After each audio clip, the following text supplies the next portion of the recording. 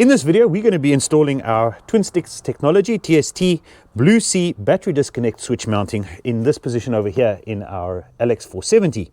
Now it's right next to the fuse box, it's close to the battery, so it's easy to run cables, and for us this is the best position to place this battery disconnect switch.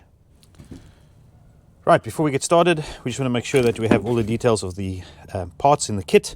We obviously have the bracket and then the little mounting bolts and spacers that you're going to need to do this installation.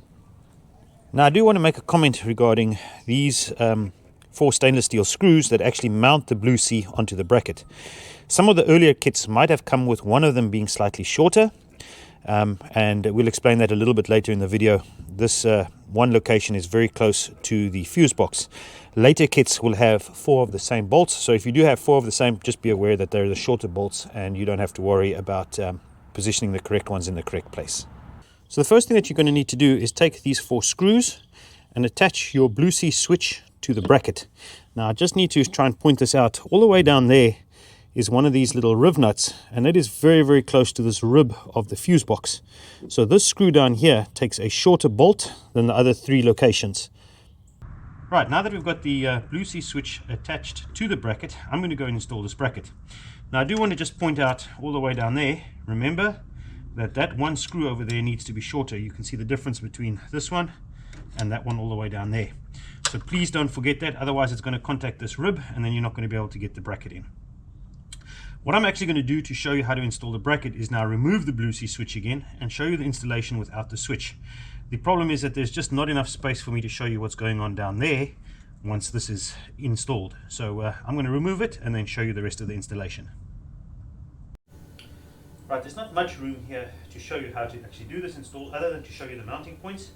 You're going to use that bolt hole, you're going to use that one down there and that one over there. Now remember that you will have to remove this bracket here when you take the bolts out. So this one is actually going to be returned on top of the bracket that we're installing. So for now, just rotate it up and out of the way, and then you have to install a spacer onto that location. And the easiest way I've found to actually install it is to grab a long screwdriver with the spacer on the screwdriver and then just drop it into place. If not, what's going to happen is, without a doubt, you're going to bump it inside of the engine somewhere and lose one like the 2 I've already lost inside of this. So just drop that spacer into place over there before we install the bracket. You'll see that you have that fastener through the mounting over there, and that little pin is properly seated in the hole over there, your fastener at the back, and then this fastener over here with a spacer.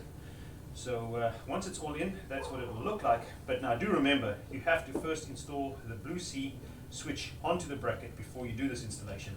And the reason is you can't access those 2 fasteners correctly. Now it is very tricky to do this, and just be patient. It can be done. I have done mine a couple of times, but be patient and you will get it all in.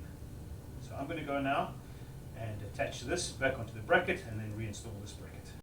Right, so our TST Blue Sea disconnect switch mounting is now installed, and the fasteners are all nice and tight.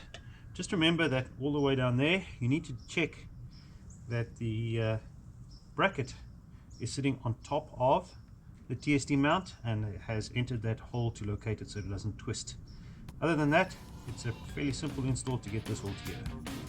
So that's it.